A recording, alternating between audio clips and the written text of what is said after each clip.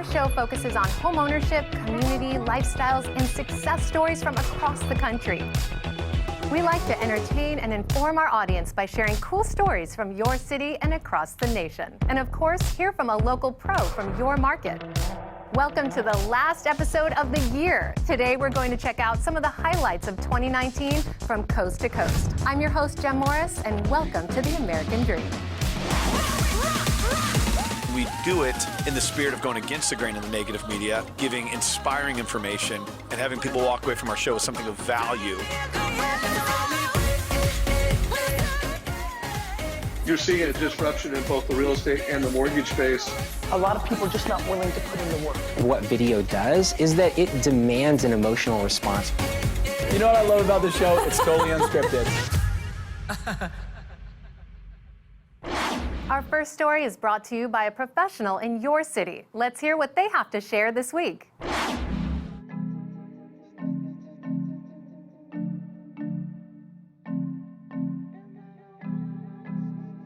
Good, beautiful morning, everyone. My name is Felix Fooks, and I am with the American Dream TV. And today, I'm going to bring you to Capna Systems. Capna Systems, they're actually dear friends of mine, as well as clients. As a matter of fact, I actually found them this location for their 30 to 35,000 square foot manufacturing facility. So before I tell you more about them, let's go inside.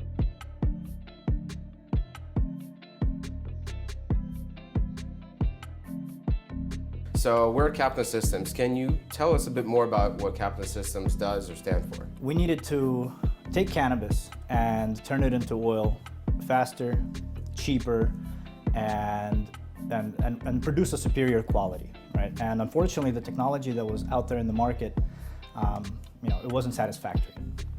We are one of the only patented technologies out in the industry today.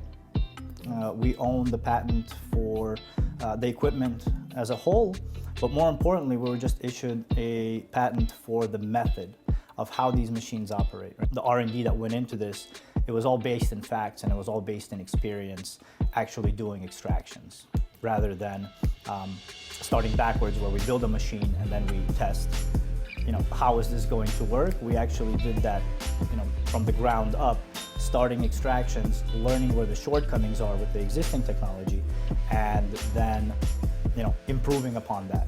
Our method basically locks out anything else that the plant has to offer, strips simply the essential oils, which are, of value, and at the end of the extraction, what we're left with is an extremely pure, let's say cannabinoid mixture, right? And we call that crude oil. None of the other methodologies on the market are able to produce a pure crude oil right from the start, basically. There's always some sort of refinement that has to happen post-process. As far as the machine being used for cannabis, can it only be used for cannabis or other kind of? I don't know how many different extraction industries there are, but any kind of essential oil, aromatherapies, anything that goes into a candle, basically any kind of oil that has a scent or a flavor that lives on a plant can be extracted, and it can be done on our machines. In the past couple of months, I want to say maybe about 6 months, since the Farm Bill, we have now seen a huge influx from the hemp industry. We've also seen some interest from the hops industry. Hop is a very close relative to cannabis. It also it grows an external oil, which is easily extracted by this system. The farmers, they've bred a hemp that is identical to what marijuana looks like. It's just devoid of THC. It's extremely high in the CBD content. Hemp is, on a federal level, through the Farm Bill, it's been legalized. But let's just say, I have a truckload of hemp moving across California from a farm to a extraction facility. The officer that may pull this truck over because of a smell that he might recognize, he won't be able to tell on the spot. Marijuana is federally illegal. Most of the highways are federally controlled. We see a lot of hemp manufacturers losing their crops during transport simply because the state trooper that had pulled them over was not able to confirm right there on the spot that, oh, this is not marijuana, this is a CBD-rich hemp. The two different plants produce two different end results as far as the extract is concerned.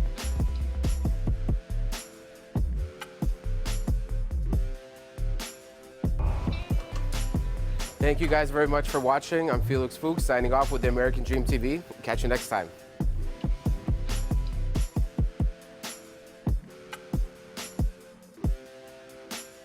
This week, we're sharing a recap of some of our favorite moments of 2019. But first, we hear from one more professional from your neighborhood. Let's check it out.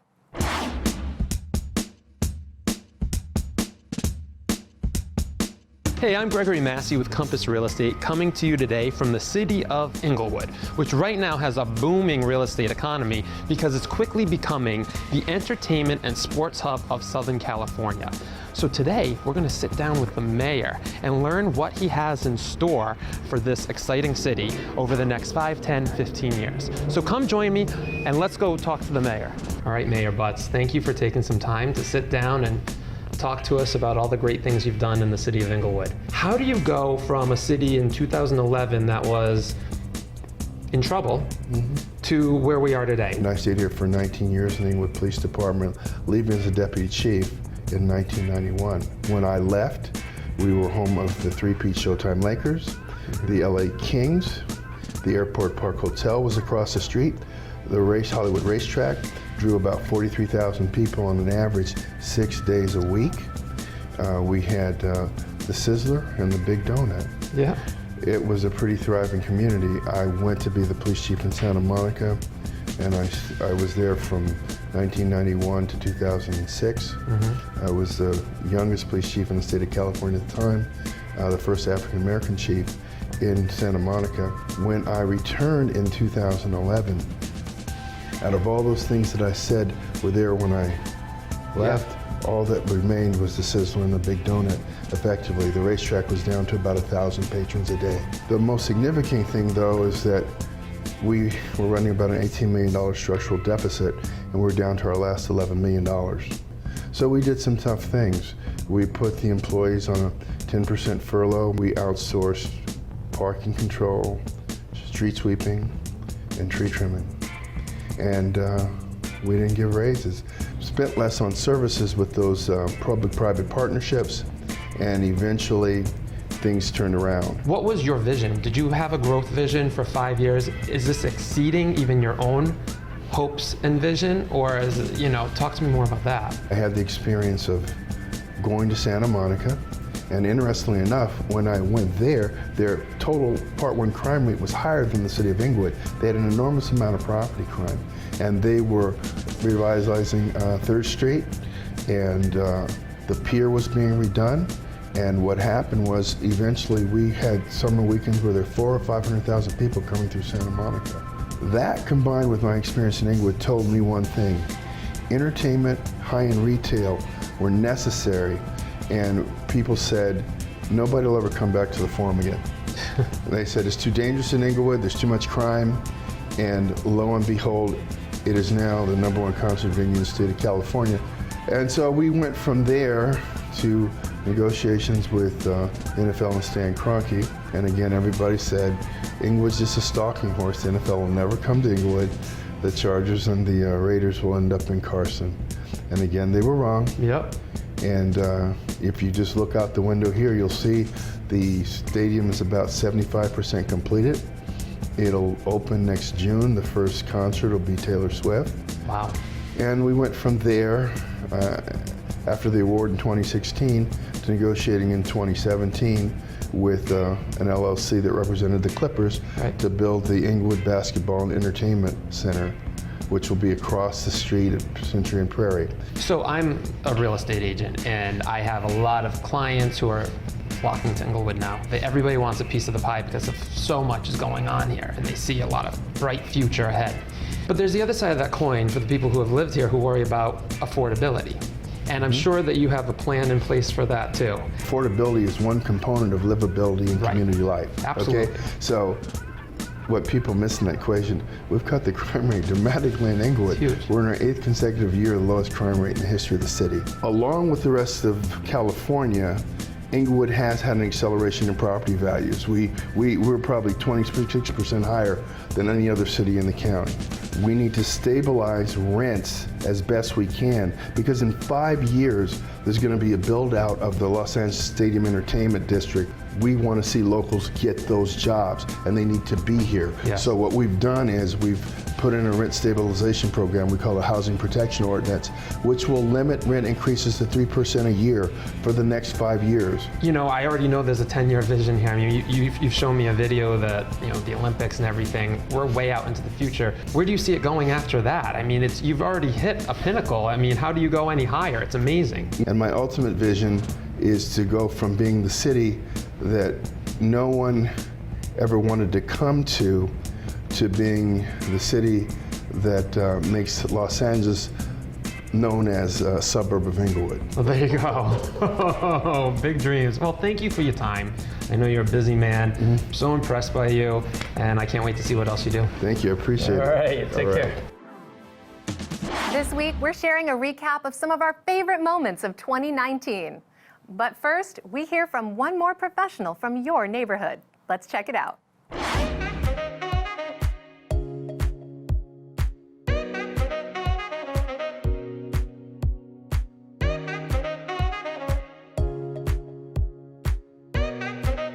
It's Jodi Ticknor with the American Dream, and today I'm in a bustling and amazing part of the city. Beverly Hills, baby! I'm one of the few realtors in Beverly Hills that lives in Beverly Hills. South of Santa Monica Boulevard and south of Wilshire is called South Beverly Hills. This is the area that I live in and that I love. There are affordable apartments there, condominiums, and entry-level single-family homes. I'm going to take you to a local restaurant. It's owned by my friend, my client, Ron, and his partner, David, and it's called The Nosh.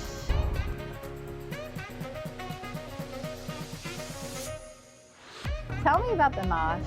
Well, The Nosh is basically a staple and an institution in Beverly Hills. Yeah. And it's truly a neighborhood place.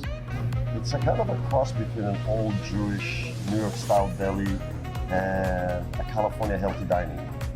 And what's unique about us is we're one of the only restaurants that really make everything in-house. We bake in-house, we make our dressing in-house.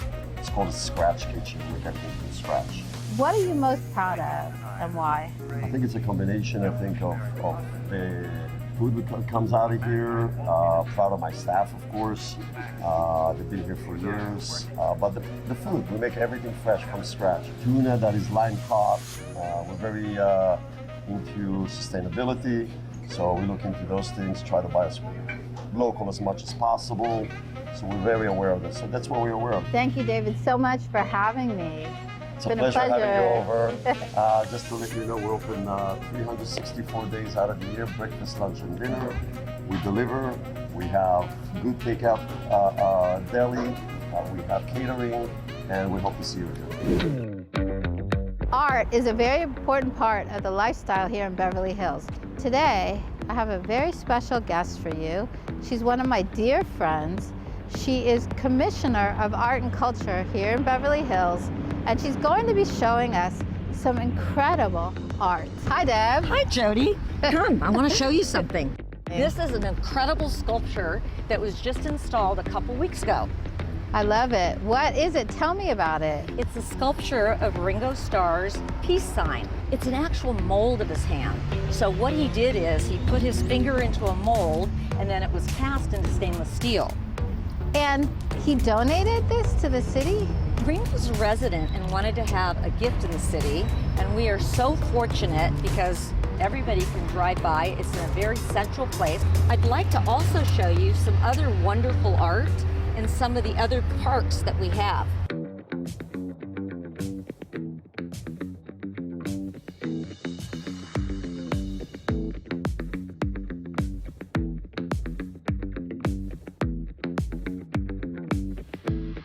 Great food, great people, great art. This is the Beverly Hills that I know and love. This is the American Dream. Jodi Ticknor. See you next time. I hope you learned something interesting about your city and enjoyed the local content. Up next, we're going to revisit some of this year's best moments from the West Coast, which some say might be the best coast.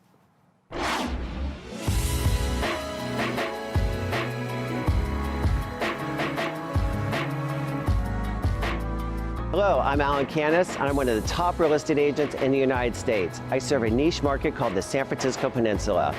Located just 20 minutes south of San Francisco, 20 minutes north of Silicon Valley, and just 5 minutes from the San Francisco International Airport. All, of course, with no traffic. We find Burlingame, California. When working with my clients, attention to the smallest details are so important, even down to a pocket square. Speaking of a pocket square, it's time to meet my favorite family couture store, Sam Maloof. Come on in.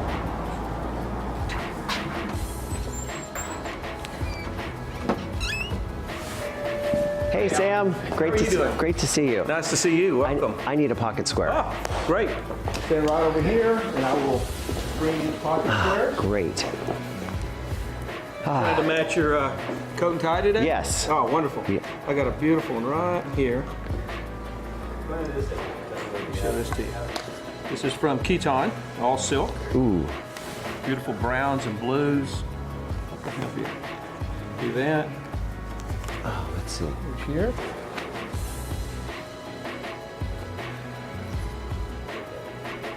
Oh, that one's nice. Is that pretty? Yeah, that one's nice. Let's see. Take a look at the mirror. Let's see.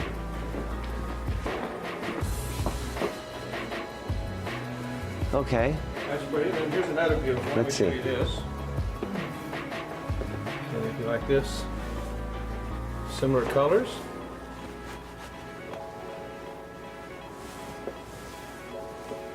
I like that. Good. Okay. But I think I like that first one better. I think I like that one. Works better. That one's better. Okay. All right. But How's perfect. Sold. Beautiful. Wonderful. I like this. I know your first secret to your success is your beautiful wife, Gloria. Thank you. What do you consider your main secret to your success? I think foremost is product, having the absolute best product there is. We shop all over Europe, bringing our clients, from all the wonderful countries that make handmade products. Number two is being able to execute flawlessly. It's so important. Our customers are very detail oriented, so to the eighth of an inch makes a big difference in how something looks. Our customer service, which is also exceptional. We bend over backwards to take care of our clients. And number four is having a great team. You need a lot of great support, and we have great staff. Thank you, Sam. I really appreciate, and I know our community appreciates you being here. Thank you so much. Thank you. Do it without you.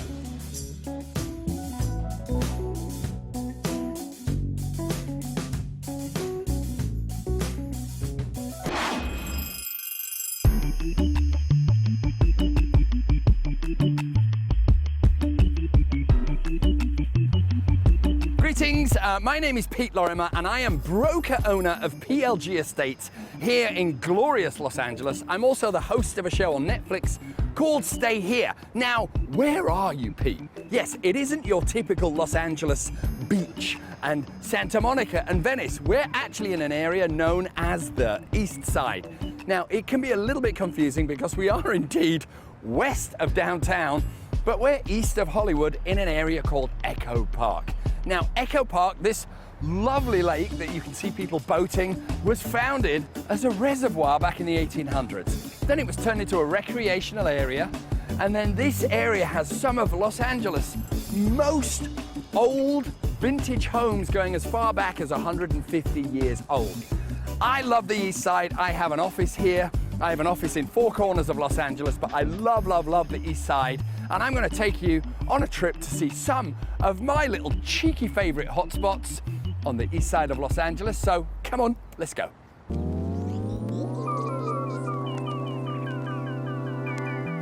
Welcome to Oporto Drive. This is an absolute labor of love for me. I have been involved with this project from the very beginning. This is a classic mid-century home nestled atop the Hollywood Hills. We're in an area known as the Outpost Estates, which is technically part of the Hollywood Hills on the east side. Asking price for this beauty, $2.5 million. will buy you this jewel in the hills, and you get a free orchestra with it, because right behind me, literally on the other side of the hill, is the Hollywood Bowl. And if you listen on a chilly LA starry night, you can hear the national anthem being played by LA Philharmonic. So without further ado, I am terribly excited to show you all of the beauty that this property has. So come on, let's have a look around.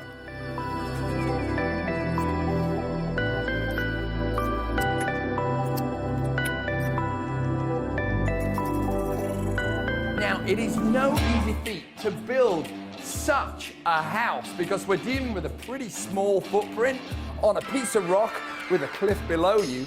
But I love the mid-century lines of this house. And then come with me this way. This is why people who live in the hills love the hills. It is because of the views. Look at this. You've got downtown behind you. On a clear day, you can see all the way to Long Beach. And people just go nutsy fruitcake for the views.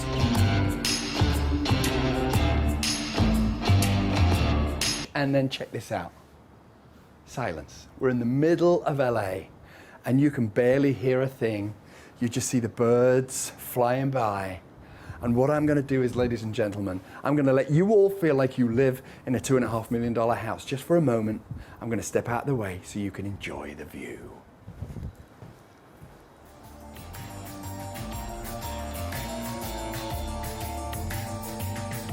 Michael!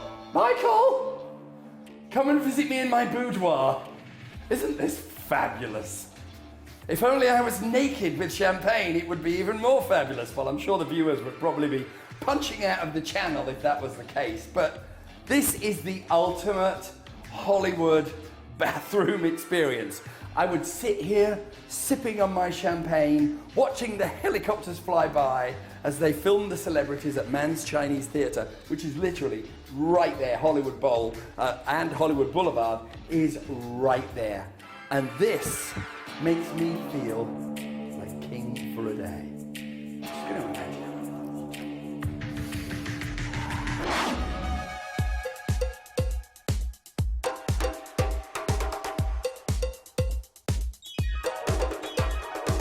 Hey guys, Alexander Garcia here, bringing you back to the coastal cities of San Diego. I'm standing here in Embarcadero Marina, the walkway along downtown's waterfronts. This place has a bit of history to it, so let me show you.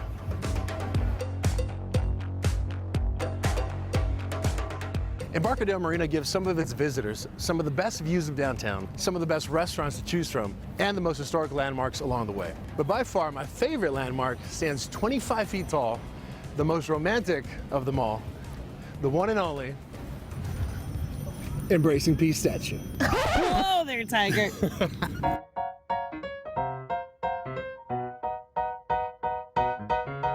You didn't actually think I'd leave Hallie out of this one, did you? Okay, Alex, I know you think you got the moves, but in all seriousness, what does this statue symbolize? Right, so the story behind the statue is that it actually depicts a very famous photo back in World War II. So the photo was taken in 1945 as an American sailor embraced a nurse with a kiss in New York City's Times Square to celebrate the ending of World War II. Oh, that's so romantic. Right? And the crazy thing is that these two people didn't even know each other. It was just a random kiss. So, I mean, but, you know, in all fairness, I could understand the excitement of the sailor, knowing that the war was finally over. Yeah. I don't know, a random stranger kiss, is that a little too much? I mean, I think we'd have to see for ourselves. Challenge? You want to go kiss some strangers? Go! Let's go kiss some strangers. Just kidding, No, just but kidding. seriously, in all seriousness, Alex, what does this kiss and this symbolize to you? Right. I think the statue symbolizes the love and the freedom that we can now enjoy because of all the sacrifice that these soldiers, specifically the sailors, made for us. Look at you, Alex. Get deep. I like it. So there's certainly an interesting amount of irony as to the location of this love statue, as sitting right across these still waters lies one of the fiercest landmarks in San Diego. Weighing in at 45 tons, the length of 3 football fields, and carrying 176 anti-aircraft cannon guns. Hallie, you probably already guessed it. Obviously. The one and only USS Midway ship.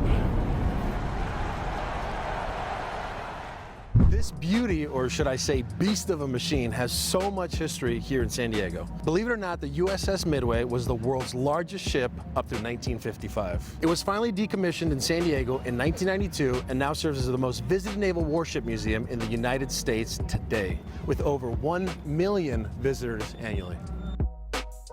Things are looking pretty cool over here on the West Coast, but we still have more to come. Stay tuned as we see some of this year's best moments from the South and Midwest.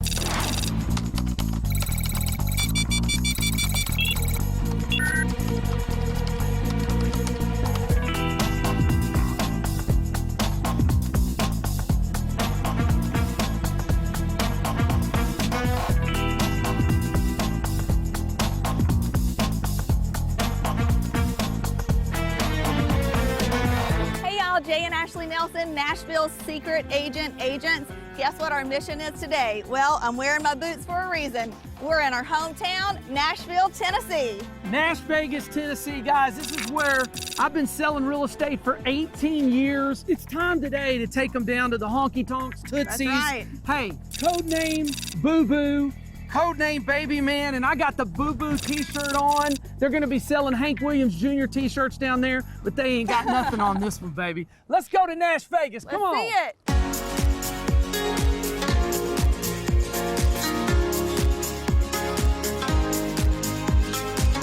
Home of the Tennessee Titans. Woo! We're at Printer's Alley, guys. This is Lonnie's Western Room, the best karaoke spot in America, right here on Printer's Alley. But you know what? It's closed. And quite often, the best karaoke singer ever appears in there. She's so sweet. Let's go. Let's keep rolling.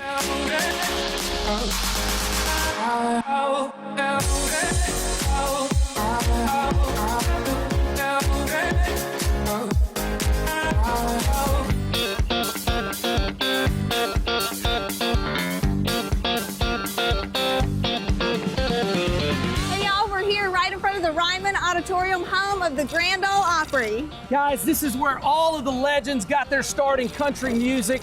Porter Wagner, Dolly Parton. Who doesn't love Dolly Parton? I do. Come on, Hank Williams Sr. I'm gonna show you guys something here in a second that's awesome. A secret entrance, it's so cool, come on. Right here, Jay always tells a story. Anytime we have any guests come to Nashville, he loves telling the story, so tell it, baby. Here's the deal. This is Tootsie's Orchid Lounge right here. All right, so Tootsie's Orchid Lounge is a dive bar that's right out the back entrance here. This is the secret Hank Williams Sr. entrance. Guys, when Hank needed a drink in between his shows. Because you could not drink in the Ryman. So he would sneak out right here, go over to Tootsie's, have a drink, and then go back in and finish his show. And Jay actually sang at Tootsie's for 4 years. I know, I know. He did. Let's go in Tootsie's, come on. Let's do it.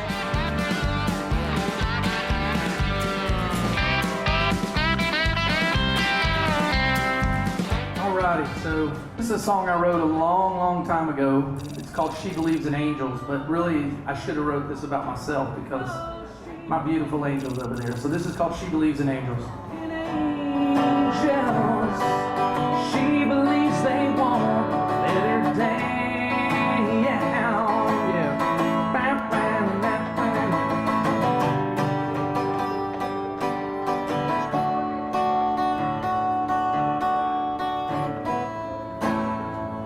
There you go, baby. You're my angel. I love you. Good job, baby. Hey, thanks, guys. Give me that sunshine, sunshine. Give me them good times. Nothing but good vibes. The word tamale is a Spanish word that pretty much means made of dough or masa. It has been predated to 7,000 BC, where it's in Mesoamerica in pre-Columbian times. They use it just as a dipping bread, and they would dip it into sauce and stew. The Aztecs and the Mayans would wrap it up in corn husks and give it to warriors because it was a really good portable food when people were trying to go around and conquer the world. In El Paso, Texas, there's people that actually make them sweet. In South Texas, they make them big. Gerald Ford tried to eat one without taking the husks off in 1976, but here's the point. Everyone has a different style of tamales. And we're gonna go check out how San Antonio has made tamales their tradition around the holidays.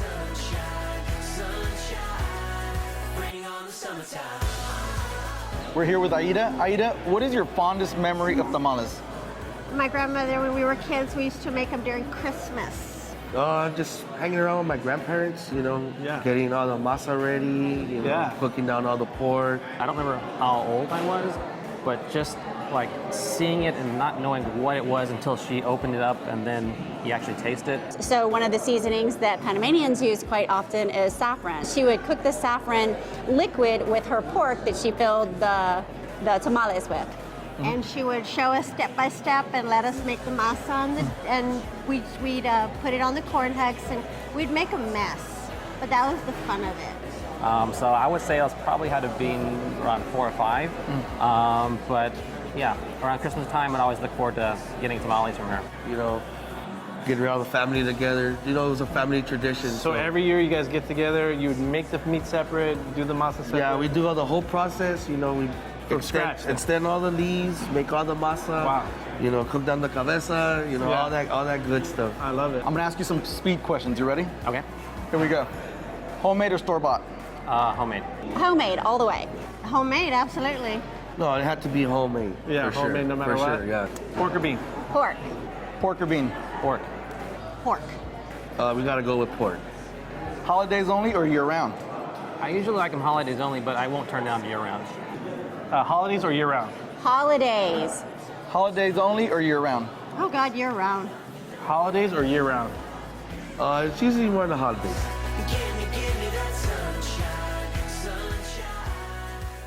Now, last but certainly not least, we head to some of the most famous and historic cities in the United States.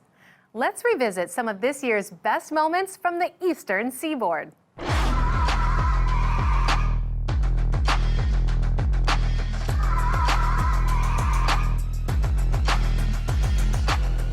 I go, where are you, guy? Where are you? Hope he's gonna meet me at this house soon. Let me try to get him again. For all I know, he could be swimming in the ocean.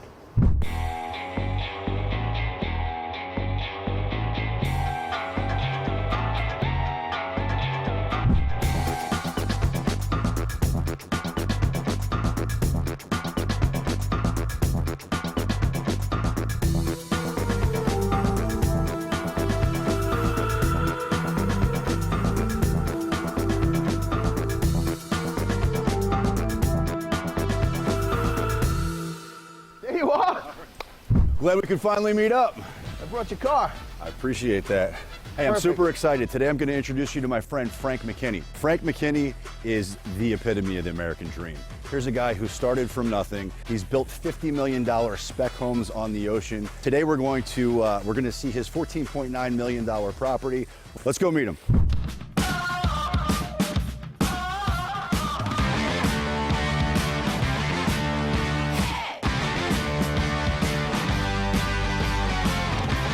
Frank. Welcome home. Thank you, thank you. I want to introduce you to my friend Glenn. Hi, Glenn. Frank, Hey, pleasure to meet nice you. to meet you. How are you? What a place you got here. Yeah, well, welcome to 3492 South Ocean Boulevard, my final masterpiece. After 30 years, this is number 44, and it's the last one. That's it? Wow. The name of the program, American Dream. Yep. No longer 2.2 kids and a dog and a white picket fence.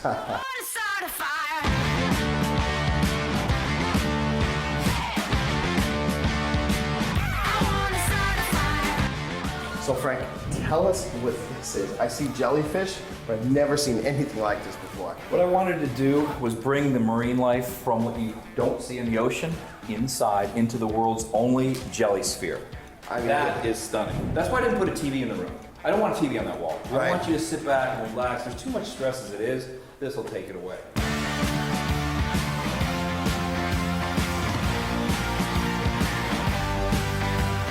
Frank, why don't you tell me a little bit about the kitchen? Like the jelly sphere, this has something you will not find in any other residential setting in the world, that being lava countertops from Auberge, France. You've got this beautiful prep area. If you want to enjoy a little bubbly while you're cooking, you've got a place for your ice. And if she's got to check her lipstick, there's a mirror on the back of the champagne holder. You have thought of everything. This is just remarkable.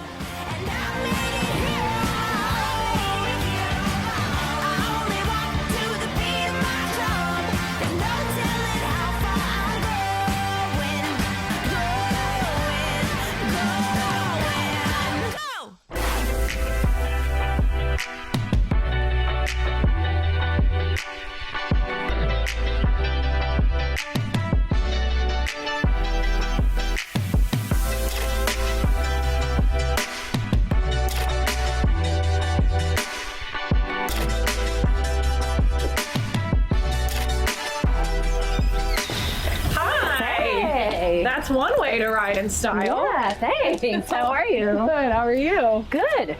So I'm Erica from Kensington Vanguard. And I'm Kate Elliott from the Kate Elliott team at Coldwell Banker. We are here to talk about how I like to work with builders. And we have a lot of homes in this area that are getting restored. And so we actually, as a service to our builders, work with them to help select design choices. So we should go in and take a look. It's half done, so be a little bit careful, but there's some exciting design decisions to be made. Perfect, let's take a look. All right. Hey, Dave. Hey, welcome. How are you? Good to see you. How's it going? Hi, how are you? Good. Erica, this is Dave Kasdan from Kasdan Construction Management and Kasdan Homes. Very nice to meet you. And he is our builder for this property here at 393 Irving in South Orange. Should we start with the bathroom? Definitely. Sure. So this is a bathroom? Well, this was a bathroom, and now it's going to be a bathroom and a laundry room. Okay, so Dave, tell me, why does it make sense to get Kate involved so early on in a project like this when the bathroom is literally down to the studs? She really helps me kind of push outside the box on ideas and design, and we really just have a lot of fun with the project. Dave has really good taste, but the fact of the matter is, you know, as buyers come through and they're seeing more and more of the same thing, we take a little bit of risk. This is how Dave gets the most money for his homes, is because he's pushing the envelope a little bit. Wow, you guys really like a lot of color and taking a lot of risks with this design. Wait till you see our accent wall. There's an accent wall? Yeah, let's go. Let's look. This is sort of the focal point of when you walk in the house, right? Okay. And so we really wanted to do something fun. So we worked with a muralist. So this is custom. No other house is going to have this in the United States. Absolutely right.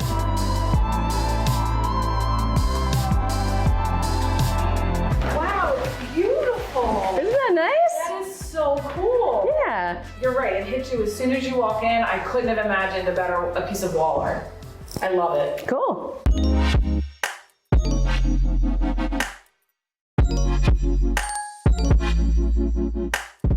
Guys, I have a really good idea. All right, so you know how we were talking about open concept?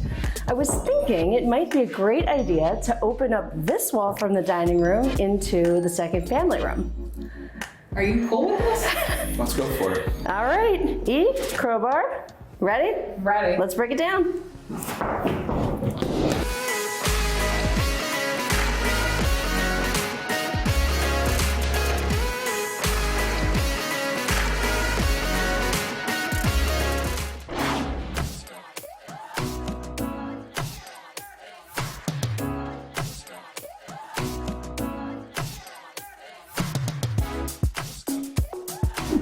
Welcome to the American Dream, and today we have your super mortgage guy, Justin Bush, Thank you very much. And your super realtor, Catherine Rain. and we're in sunny Miami Beach, and we have something very unique for you. This is the Arca. It's fully sustainable. Not only is it a house, it is also a yacht. Let's go check it out. Let's do this.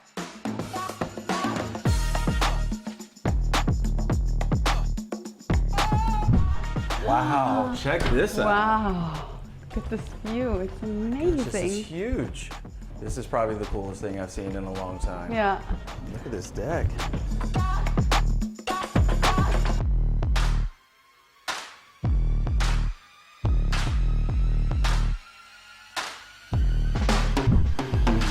And now we're inside of the Arc Up with Howard Chase and Marius Color. Thank you for being on the show. Of course. Thanks for having us, Catherine. So Marius, tell us about this. Well, the Arcup's the first livable, luxury, sustainable yacht in the world. So it's independent of electricity and water. So we have sufficient solar panels on the roof to actually drive this yacht, use it for all the hydraulics and for the air conditioning. And we're collecting rainwater on the roof as well, which goes into 4,000-gallon freshwater tank after it goes through a purified system. So being independent of electricity and water, I think this is something amazing. We're here, we have 4,350 square feet of living space, 2,600 air conditioners, 1,750 outside with 4-bedroom, 4.5 bath. Tell us, how does this compare to the normal real estate in Miami? Well, of course, as everybody can see, this is different. So this is not a mansion and it's not a yacht. It is the perfect blend of both. So this is Miami's version of Noah's Ark. Great house yacht living. So I think this is the American dream and far beyond.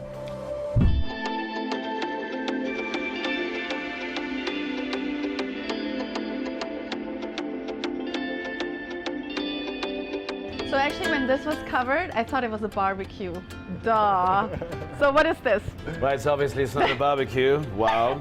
So the reason why it's actually so stable like a house is because we have here the 4 stops where we lift the entire yacht above water. Otherwise, the bow thrust or you give gas like any other yacht. And also here, you have a navigation system where you can control how much water you actually have in the tanks, and also on energy, how much energy we're actually producing right now. So what the solar is producing, how much goes into the batteries, and how much we're actually using right now for the air conditioner lights or to drive it.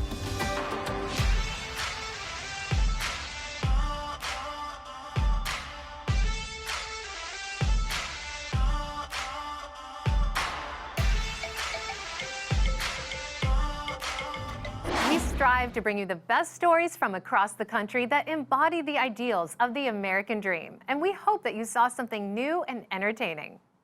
Look forward to what's coming in 2020, because we've got some pretty cool stories and big changes on the way. We would like to thank all of our viewers and our sponsors for helping us grow this show. We couldn't do this without your support. I'm your host, Jem Morris, and thank you so much for watching. We'll catch you next year.